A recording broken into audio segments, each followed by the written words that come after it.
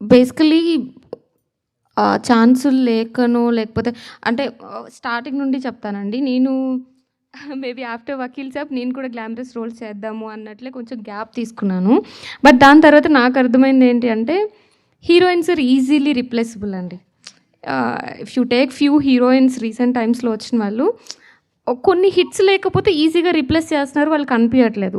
So నాకేమనిపించిందంటే నాకు ఒక మార్కెట్ క్రియేట్ చేసుకోవాలి అనిపించింది.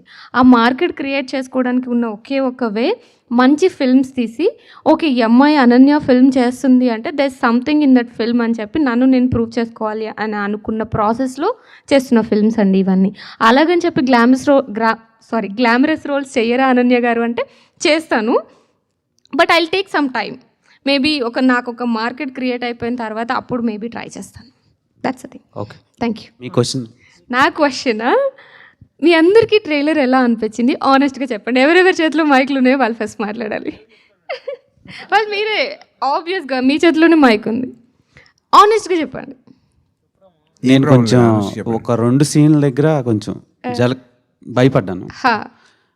ఇంకా మీ నుంచి పొట్టేల తర్వాత ఇంకొంచెం హాట్నెస్ని మేము ఎక్స్పెక్ట్ చేసాం, అది కనిపించలేదు. కనిపించలేదు సినిమాలో ఉంటదేమోనని చిన్న హోప్. ఓకే. అండ్ సలోని గారిని చూసి షాక్ అయ్యాం. Okay, super. And background score బాగుంది. ఓకే. ఓవరాల్గా ట్రైలర్ చాలా నచ్చింది అంటున్నారు. అంటే మీ అంత నచ్చలేదు కానీ నచ్చింది. Thank you. అనన్య గారు, ట్రైలర్ ఎలా ఉందని అడిగారు కదా, మార్చి 15 సినిమా చూసేంత బాగుందని చెప్పాలని ఉంది. చెప్పాలనుంది చెప్పాలి, చెప్పేసా కదండి. ఓకే, చాలా బాగుందండి.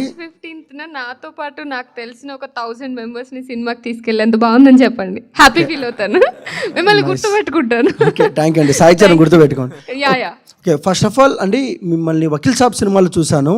అంటే మీ క్యారెక్టర్ నాకు చాలా బాగా నచ్చింది. బట్ హర్రర్ ఫిలిమ్స్కి వచ్చేసరికి చాలా ఎక్స్ప్రెషన్స్, చాలా యాక్టింగ్ కావాలి. బట్ మీరు ఎలాంటి హార్డ్ వర్క్ చేశారు ఈ ఫిలింకి? Good question. ఆన్సర్ లేనప్పుడు గుడ్ క్వశ్చన్ అంటారు ఫస్ట్.